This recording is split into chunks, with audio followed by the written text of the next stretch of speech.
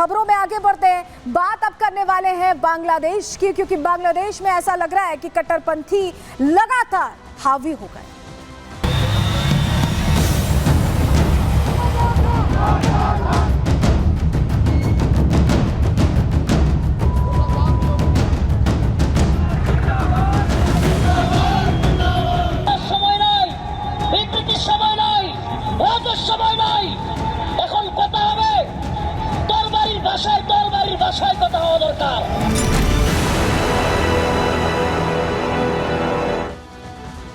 जब से शेख हसीना सरकार यहां से गई है, बांग्लादेश में तख्ता पलट हुआ है। ऐसा लग रहा है कि वहां के अल्पसंख्यक हिंदुओं के लिए लगातार वहां एक एक चीज करना मुश्किल हो जा रहा है। नौकरी करना मुश्किल हो रहा है, पढ़ना मुश्किल हो रहा है, घरों से निकलना मुश्किल हो रहा है, भगवान की आराधना करना मुश्किल हो रहा है। और अब शुक्रवार को 2 मूर्तियों को जलाकर खंडित किया गया है। और सिर्फ यहीं तक नहीं रुक रहे हैं बांग्लादेश में कट्टरपंथी। अब कट्टरपंथी इतने हावी हो गए कि बाकायदा खुलेआम मार देने की, काट देने की धमकी दे रहे हैं। ये सब कुछ हो रहा है नोबेल प्राइज विजेता की सरकार में। आप समझ गए होंगे किसका हम जिक्र कर रहे हैं। इनकी सरकार में सब कुछ होते हुए भी क्यों आखिर चुप हैं, ये अपने आप में सवाल बना हुआ है। क्योंकि सरकार में जब इतना कुछ हो रहा है और ये कहा जा रहा है कि हम अल्पसंख्यकों की रक्षा करेंगे, तो आखिर यूनुस ने क्या किया है अब तक और क्यों नहीं किया है, ये अपने आप में प्रश्न बना हुआ है। क्योंकि भारत समेत तमाम देश हैं जो ये सवाल पूछ चुके हैं कि आखिर यूनुस सरकार सब कुछ ठीक क्यों नहीं कर रही।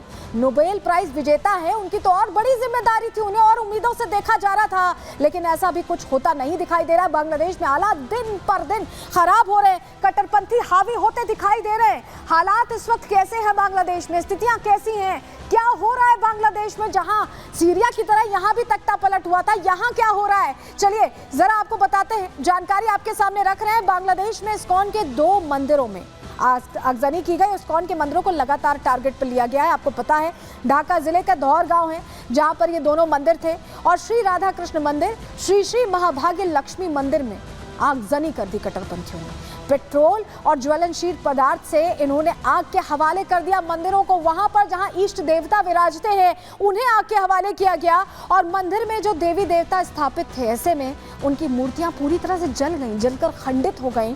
और दोनों मंदिर हरे कृष्ण नाम हट केंद्र के अंतर्गत आते हैं बताया जा रहा है। और इन दोनों मंदिरों में भारी नुकसान हुआ, यहाँ तक कि मूर्तियों को जलाकर खंडित किया गया। चलिए जल्दी से आपको तस्वीर दिखा देते हैं, क्योंकि तस्वीर सारे हालात आपको बखूबी समझाने में कामयाब होंगी। ये देखिए, ये महाभाग्य लक्ष्मी नारायण मंदिर है। हम आपको खोलकर तस्वीर भी नहीं दिखा पा रहे हैं, क्योंकि ये इष्ट देवता हैं जिनकी हम आराधना करते हैं, जिनकी हम पूजा करते हैं, उन्हें आग के हवाले कर दिया गया है। ये तस्वीरें बता रही हैं कि अब कट्टरपंथी किस कदर बांग्लादेश को अपने जाल में जकड़ चुके हैं, और अल्पसंख्यकों की स्थिति दिन पर दिन यहाँ कैसे बदतर हो रही है, ये भी आपको तस्वीरें बता रही हैं। जो हालात बने हुए हैं, इस्कॉन टेम्पल को जैसे लगातार टारगेट किया जा रहा है, इस पर हमने राधा रमन दास जो उपाध्यक्ष हैं इस्कॉन कोलकाता के, उनसे बात करके समझने की कोशिश की कि क्या उनका संपर्क हो पाया है वहां पर रह रहे लोगों से, जो पुजारी हैं, या जिस तरह का नुकसान पहुंचाया जा रहा है, क्या वहां वस्तु स्थिति है, वो बता रहे हैं। पूरी कहानी सुनिए जरा। इस्कॉन का एक नामहट सेंटर है ढाका उपजिला में। वहाँ पर जो कुछ लोग आकर पेट्रोल फेंक कर पूरे मंदिर को जला दिया है। लक्ष्मी नारायण जी का जो विग्रह है पूरी तरह से वो क्षतिग्रस्त हो गया है। पूरा जो मंदिर है वो जल गया है।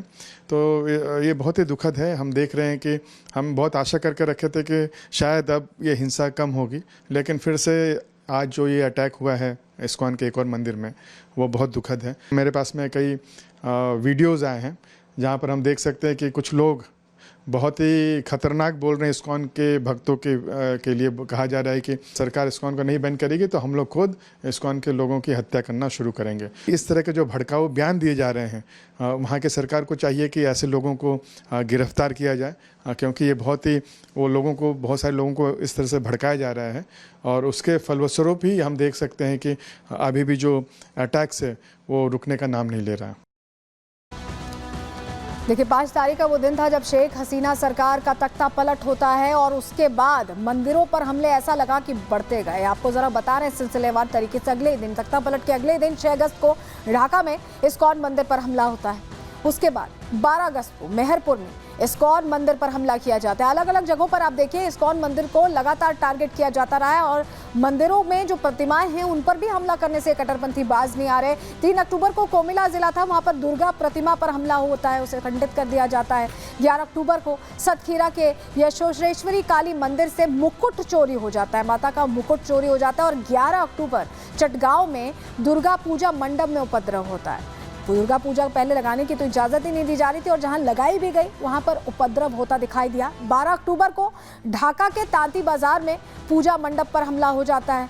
वहीं 29 नवंबर को चटगांव के 3 हिंदू मंदिर हैं जिस पर कट्टरपंथी हावी हो जाते हैं, हमला करते हैं, नुकसान पहुंचाते हैं। हिंदुओं में जो वहां पर अल्पसंख्यक है उनके अंदर डर पैदा करने की कोशिश करते हैं। ऐसा लग रहा है कि बांग्लादेश में कट्टरपंथी पूरी तरह से बेलगाम हो गए और यूनुस सरकार उन पर कोई कार्रवाई करना तो दूर, चुप्पी साधे बैठी हुई है। बीच बीच में बयानों की बौछार हो जाती है, लेकिन इन बयानों से अल्पसंख्यकों के हालातों में कोई तब्दीली नहीं आती। मुश्किल जस की तस है बल्कि बढ़ती जा रही है। रिपोर्ट देखिए।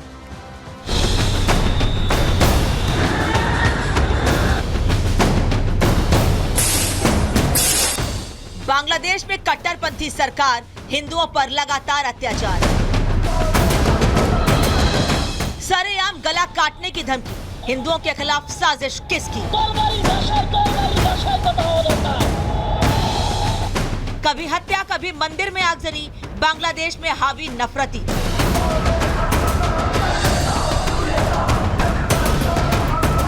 बांग्लादेश में 5 अगस्त को तख्ता पलट के बाद लगातार हालात बद से बदतर होते जा रहे हैं। लगातार हिंदुओं को निशाना बनाया जा रहा है, मंदिरों को आग के हवाले किया जा रहा है। हिंदुओं के खिलाफ कट्टरपंथियों ने साजिश की ऐसी नफरती मिसाल जलाई है जो बुझने का नाम ही नहीं ले रही है। शनिवार को भी कुछ ऐसा ही हुआ जब बांग्लादेश के ढाका स्थित इस्कॉन टेम्पल में आग लगा दी गई, जिससे मंदिरों में लगी मूर्तियां पूरी तरह से जल गईं। इस्कॉन कोलकाता के उपाध्यक्ष राधा रमन दास ने सोशल मीडिया प्लेटफॉर्म एक्स पर एक पोस्ट कर बताया कि कट्टरपंथियों ने शुक्रवार और शनिवार के दरमियानी रात 2 से 3 बजे श्री श्री राधा कृष्ण मंदिर और श्री श्री महाभाग्य लक्ष्मी नारायण मंदिर में आग लगा दी।